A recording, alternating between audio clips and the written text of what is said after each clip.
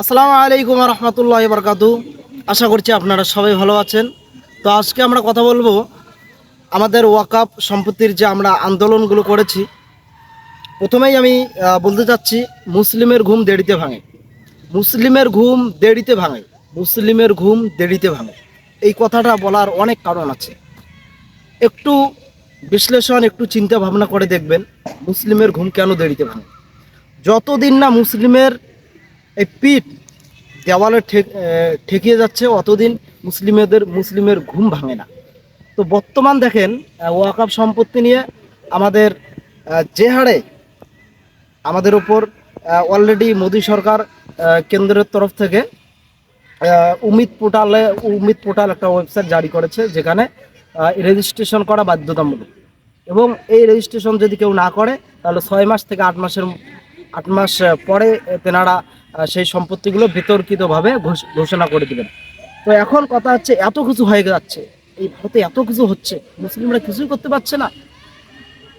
অথচ যখন শিখ একটা পাঞ্জাবে যখন একটা আন্দোলন হয়েছিল আজ থেকে মোটামুটি কয়েক বছর আগে, কৃষি আইন নিয়ে, তখন শিখরা মাত্র 3% এই ভারতবর্ষে, তারা যেভাবে পাঞ্জাবে লাখ লাখ কোটি কোটি মানুষ তারা আন্দোলন করেছিলেন মাঠে নেমে।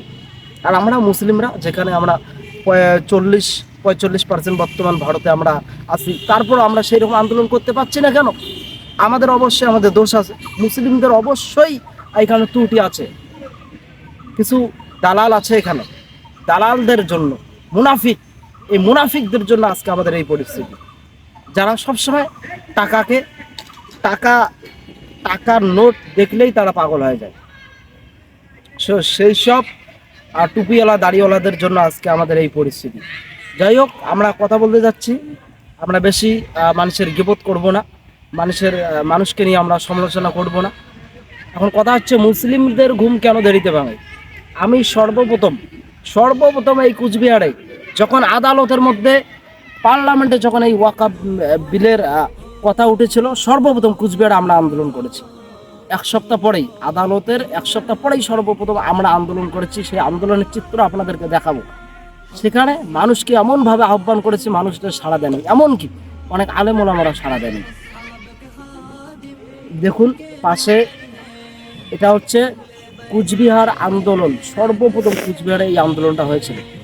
মানুষ দেখেন, মানুষের কোনো সাড়া নেই।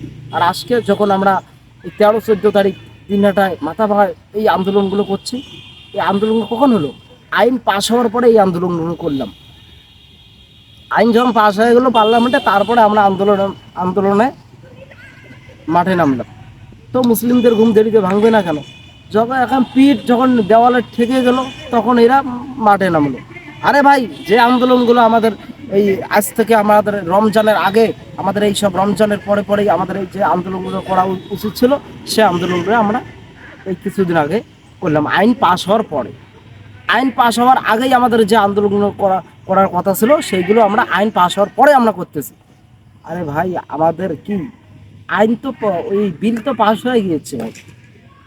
এখন দেখেন নাটক চলছে, এখন পার্লামেন্টে নাটক চলছে।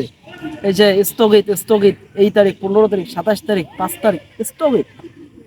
এই নাটক আমরা ভারতবর্ষে এর আগেও দেখেছি, বাবরি মসজিদের ক্ষেত্রেও আমরা এই নাটক দেখেছি।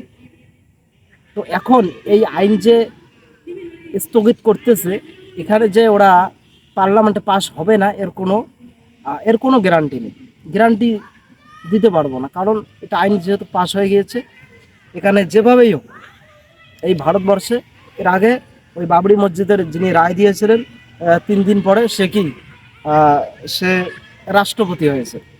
তো এই আইনও যে পার্লামেন্টে পাস হবে না, তার কোনো গ্যারান্টি নেই। অতএব এখনো সময় আছে ভাই, জাগো এবং জাগে মাঠে নামো। যখন এই এই উমিদ পোর্টাল চালু হলো, এই পশ্চিম বাংলায় আমাদের মাননীয় মুখ্যমন্ত্রীকে আমরা একটা জিনিস আবেদন রাখছি, উনি যেন এই জিনিসগুলো অবশ্যই দেখেন।